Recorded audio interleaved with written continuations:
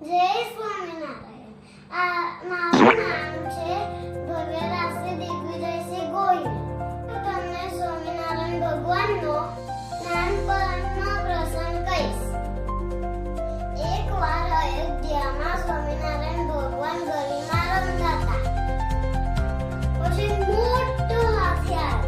બધા મિત્રો તો ડરી ગયા. સ્વામિનારાયણ ભગવાન ના ડરે તો એ હાથી આવ્યો અને ભગવાને એની સૂંઢ પકડી. પછી હાથી તો એકદમ શાંત થઈ ગયો. પછી સ્વામિનારાયણ ભગવાનને વંદન કરીને જતો રહ્યો. આ પ્રસંગ આપણને શીખવાડે છે આપણી જોડે ભક્તિ અને હિંમત હોય તો આપણે ક્યારેય ડરવું જોઈએ નહીં, કારણ કે આપણી જોડે ભગવાન હંમેશા રહે છે.